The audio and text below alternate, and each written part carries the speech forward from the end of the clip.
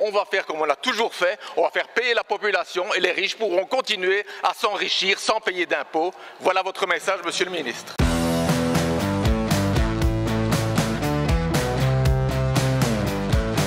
Heureusement que la sécurité sociale existe dans notre pays.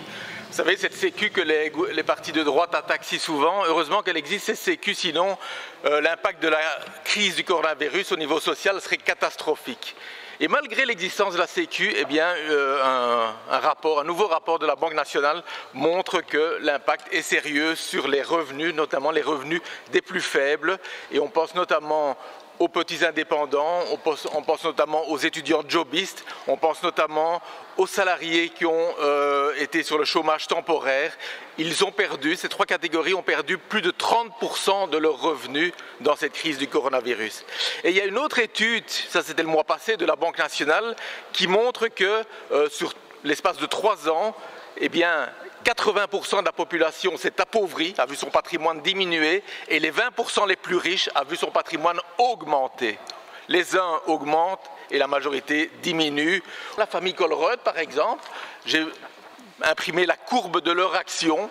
Mi-mars, le cours de l'action de Colruyt explose. C'est la 7e fortune de Belgique, la famille Colruyt. Alors j'ai une question très simple finalement, Monsieur le ministre. Qui doit payer cette crise ?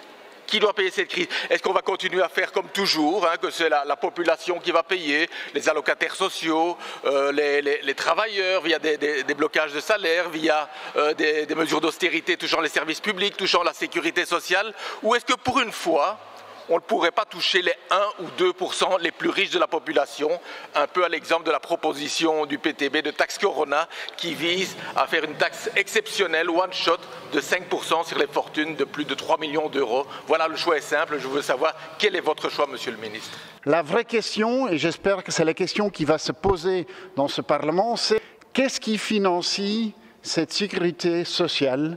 C'est une économie qui se redresse. La vraie question, c'est comment est-ce qu'on fait redémarrer cette économie? Ce n'est pas en taxant plus qu'on va le faire. Alors, monsieur le ministre, vous nous dites, qu'est-ce qui finance la sécurité sociale? Qui finance la sécurité sociale? Les travailleurs. Qu'est-ce qui définance la sécurité sociale?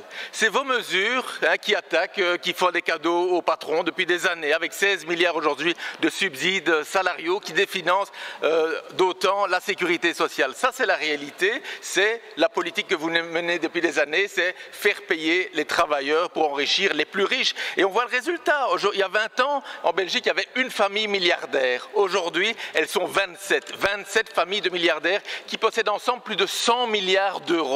Donc voilà, votre politique a mené à un amoncellement de fortune dans les mains de quelques-uns, 1% de la population. C'est cela qu'on veut faire payer nous, plutôt que les 99 autres que vous faites payer traditionnellement. Mais j'entends bien votre réponse, il n'est pas question de changer, on va faire comme on l'a toujours fait, on va faire payer la population et les riches pourront continuer à s'enrichir sans payer d'impôts. Voilà votre message, Monsieur le ministre.